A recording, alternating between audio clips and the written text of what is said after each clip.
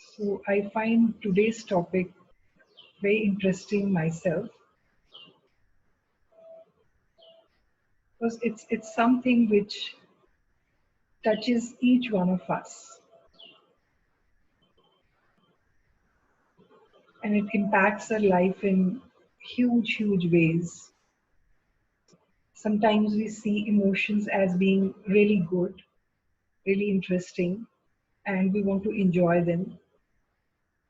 And sometimes emotions create a lot of problems. So we might be like emotionally attached to someone and we might enjoy being with them, or or it could be, you know, we just we just don't want to be with them and we just emotionally want to reject them. Emotions, especially, they play a role in all areas of our life, but maybe especially in relationships, they come into play. But believe me, they do come into play even in our work situations, in the sense that sometimes emotions may hinder our work also. So we just might feel so low that we don't feel like working and we might not be living up to our full potential. So I feel it does impact. It's such a huge part of who we are that it does impact every area of our life. So it becomes very important to understand them. It becomes very important to be conscientious towards working on them on a daily basis. So as we understand them, the work becomes less and less. But in the beginning, there is some work that we have to put in place. And when we are in harmony inside ourselves, there's actually no deliberate work that needs to be done. So most of the work that we have to put in are the new habits that we have to form. I just mute everyone. So, and many times when we go on the same behaviors, on the same behavioral patterns, on the same habits that we had, go on doing the same things, go on living in the same way, and not understanding ourselves, not even looking at ourselves, the situations do not change. So how we, like, how any normal person works with their emotions is that when they get angry, so they would throw it on the other person. You are making me angry and you must not do this. Then I'll be completely okay. It's just your fault. So the responsibility for their own emotions, they very easily throw it on the person around them. And I really feel that children and spouses are the softest targets, children especially. So children are like they have to behave in this particular manner for the parent to be able to behave in this particular manner or to feel this or to feel like this. So to even understand our own emotional state, it's not only our parenting that we have to look at, it's our own childhood also we have to look at. So it's so important to reflect on what was the emotional atmosphere of your childhood home, what were the emotional states of your parents. So based on the parenting that we receive, we learn certain strategies, we disconnect from our deep vulnerability inside, the deepest part of us, we disconnect. And we build strategies on the outside that come as emotional states. So sometimes if the childhood home is like this, that the parent is a very angry parent, very difficult to please, very high standards, right?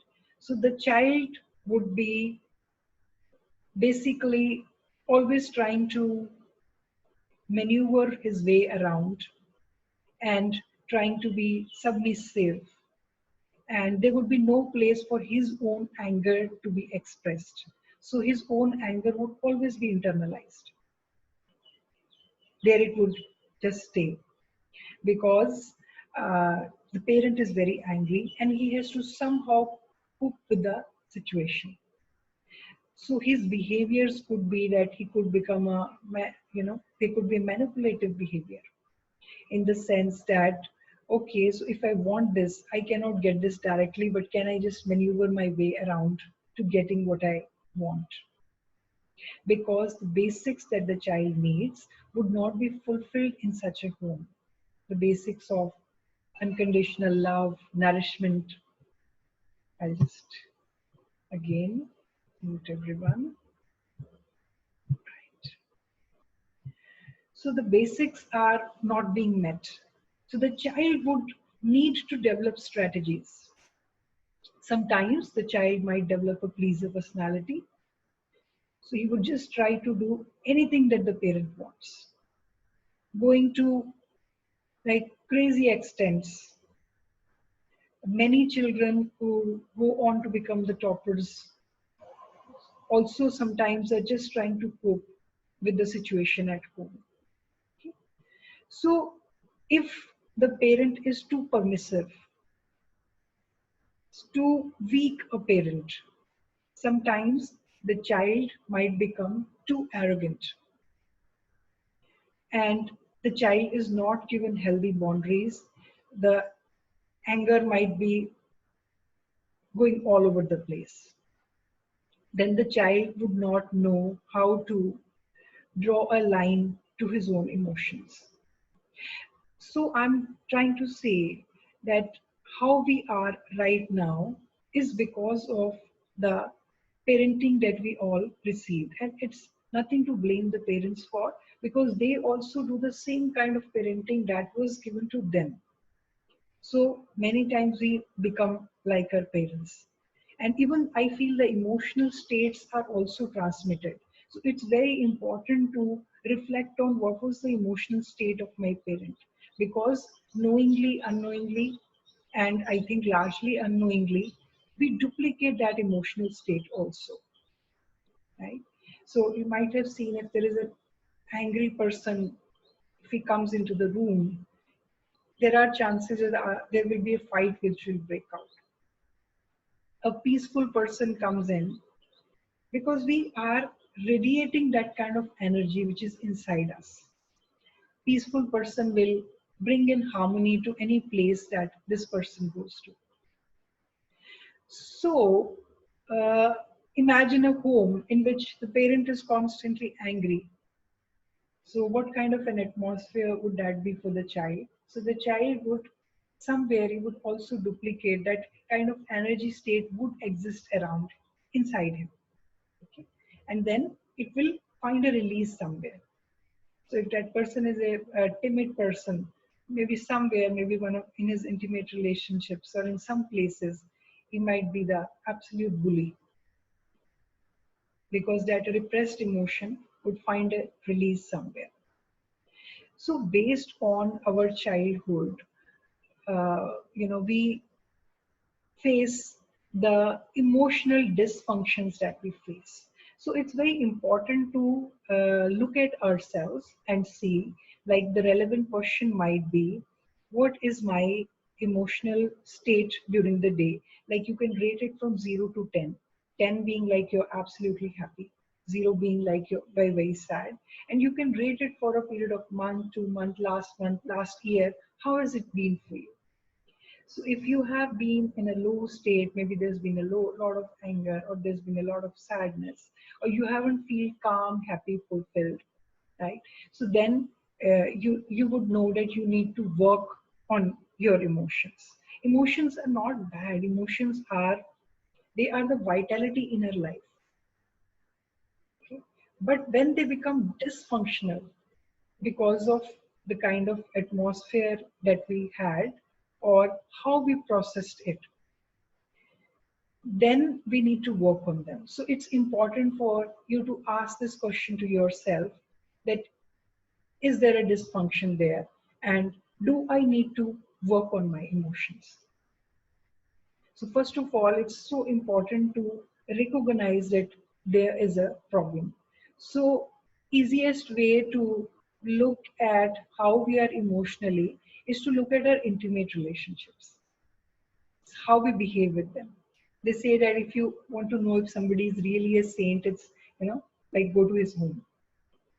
It's very easy to be nice to strangers, and it's if we can be calm with the family, with the people who are we are closest to, and then we would be like emotionally we can say, okay, we are all resolved. But if that is not so, then that would also mean that you need to look at this and you need to work on it. You don't need to use this excuse that they have to work on themselves and they are making me angry and that's the whole problem. Only if they were different, I'd feel differently. So whatever emotion that I am having, they are responsible for them. And now the story also doesn't have to be like my parents are responsible for them. No, no, no, no. Right now you are the only one responsible for it. We're just trying to understand the genesis of it. So our partners, our family will provide very useful, believe me, triggers, so that they can bring out these deep buried emotions from within us. If they didn't come out, we would never know they are there. Like we could go to the Himalayas and just be there on our own, alone, and never be challenged by any of the the relatives that we have around, our family, and feel that, oh, you know what, I'm like such a sorted out person. Just because I've never been challenged. That's the only thing. So the real challenge is being in intimate relationships, right? Even in your work, where you're going daily and where you're interacting with people daily, you can look at your work life. Like, do you get along with people, or do you get easily angry? Do you get easily irritated? Are you like short-tempered? Like, do you become sad easily? So it's for you to rate where you stand, you to look at yourself. So after, whenever you have time, after you listen to this, just take your time to reflect on it.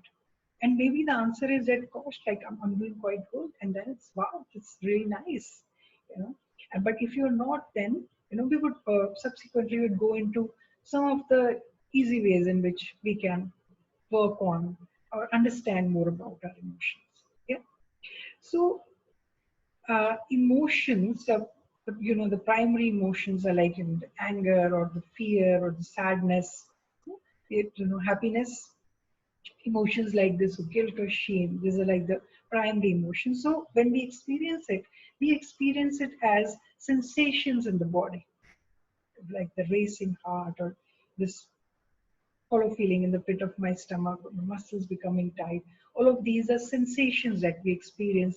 Fear is experienced at certain set of sensations, and anger is experienced. And similarly, happiness, everything is experienced as certain sensations. What is the fuel for these emotional states? And emotional state is when it is prolonged. So emotion can come and go, like one saw something and one just felt really angry at that moment and it just passes off. Or one can just stay with that emotion. That emotion clings to us as if it has become sticky. So then it's like the person said something to this person, like maybe 5 hours back, and this person is still angry. 5 years back, I'm still angry. So that's become a prolonged emotional state. Sadness, okay, it is very natural to feel grief or be saddened by something. Somebody has passed away from our life, a relationship has ended. That would result in a normal grief, and it would take certain amount of time for us to get over it, and which would normally be in such cases like months, even a year, 2 years. But if it's going beyond that and it's been years and it's still impacting our life, that means it has become dysfunctional. So I'm trying to have you understand that what would be the definition of a dysfunction, or we could feel that it is impairing our lives. So there is a norm to feeling an emotion. Like if a pet dies, it's very normal to feel sad. It's not that one doesn't have any emotion at all and that's the normal state. So it's very normal, but then we should be able to experience it and move on from it. Anger, okay, anger comes up, and okay, so I can move on from it, right? So I feel that would be one goal to have, right? So one goal would be to, say the emotion arises and then it's able to move on. It's like a flowing water. It's not like this slush which is like just doesn't move, or it's become really so heavy that it doesn't move. So emotions have to be free flowing. They come and they go and they move. And that vitality, it is needed for us. So it's not that emotions are bad and to be done away with. Sometimes we suffer so much because of emotions that we really feel that they are so bad. And then amongst these array of emotions, it's like, having them all in our plate. We are like obsessed with one emotion and we want to like pursue it beyond all others. And that's happiness. I feel that also becomes uh, pathological when we are addicted to being happy all the time. And with so many like gadgets coming in and the constant stimulation that we can have now, we that becomes a source of addiction for us. This pursuit of happiness. So we will come into it subsequently, where we can be balanced and centered while experiencing all of the emotions. It's not that happiness is okay, and then I can just uh, lose myself because I'm happy, right? So pleasure and pain, they are two sides of the coin. I cannot be attached so much to one side and just be completely oblivious of the other side. They all come together. So attachment to one would, you would know that okay, the other will also come. So it's like if we declare that sadness is bad and happiness is good, I feel we have to rise above those definitions, because sadness, I feel, is so good sometimes because it helps us to connect to ourselves. So we'll be more introverted. We won't be so chatty and looking at just the world outside. We'll be forced to focus on ourselves. We will be, probably when we are sad, we will not be interested on any of the activities which we normally do. So okay, the movies or the whatever the other activities that we have in our lives, so we'll cut down on them and we'll just be with ourselves. Sometimes sadness can be so centering. So again, when it is a passing emotion, when it is flowing, it is good. So I would say that we have to make the effort to drop the labels for the emotion. That is, this is the good set, I want this, and this is the bad set, please get it out of my life. Okay, so fear also, when it comes up, sometimes it can be so wise in teaching us that please go there and please don't go there, and just have that caution. If it impairs us, then we have to work on it. So no emotion is either good or bad. It is how it is manifesting or being inside us that it becomes good or bad. Okay, so it's very important, I feel, to understand that. What is the fuel for the emotions? I think that's a very, very important question. How do these emotional states persist? They'll persist over a period of years, and there will be this sadness that we cannot shake off, or there will be this, this one emotion that we just cannot be rid of, right? Even though we know it, and it's so hard to get rid of. So one fuel for the emotions is the thoughts. So we think similar kind of thoughts. So if we were to look inside our heads, so to say, and look at all the thoughts that they are there, if we look at every day, what are the thoughts? we'll see the 99% thoughts are similar. We think the same kind of thoughts. And that's why we don't change. We stay the same because we are thinking the same kind of thoughts every day. If you want to change your emotional state, know this simple and at the same time very difficult thing that you have to change your thinking. Okay? So, emotions, see, if we break them down to the molecular level, to the chemicals inside our body, they are actually, these chemicals which are acting on every cell of our body.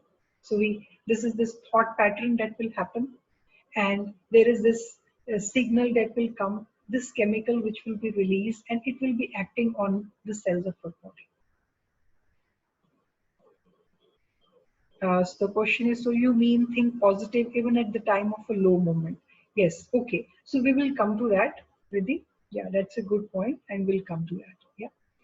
So, but it's very important to understand that the thoughts are fueling the emotions. So we are going into the chemistry of the emotions.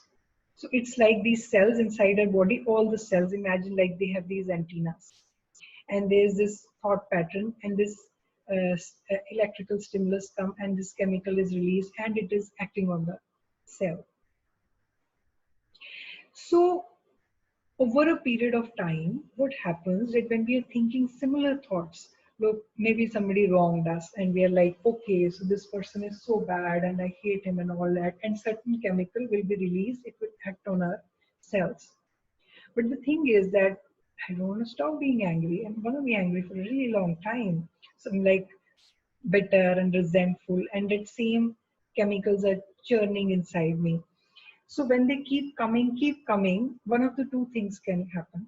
Either the cell will become kind of numb to the chemicals being outside. So when the chemical is outside, it's like a key. And imagine the cell is like a, the lock. So it's like, what do we call it? The keyhole. Yes.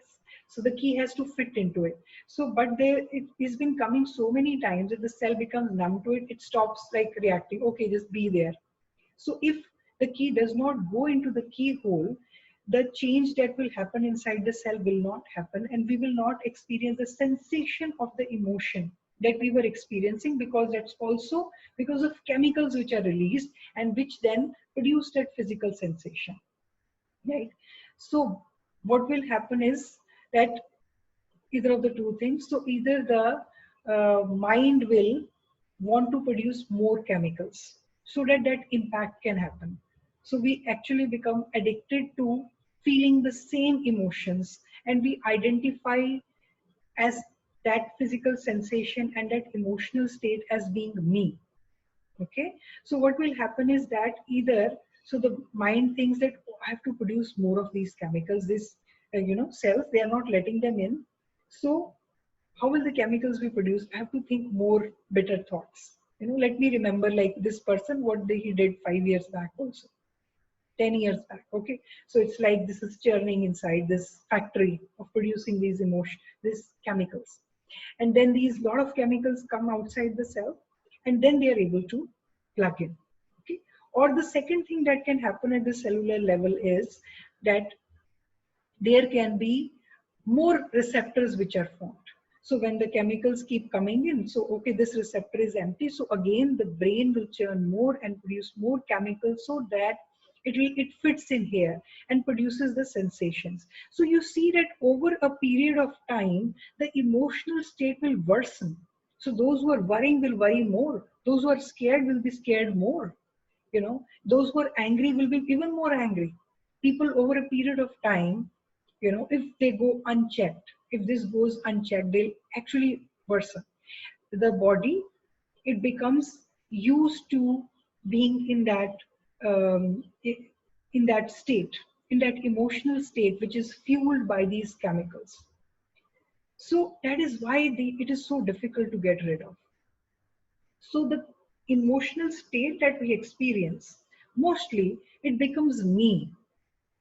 So if there is this atmosphere of anger inside me, so the person will be identified to being this angry person, right?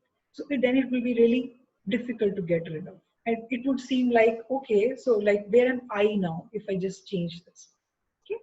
So we have to understand this. And if we understand this, also then like if we really, really understand that this is science, we're not even talking spirituality, we have to know that the key to changing all of this is to changing our thoughts.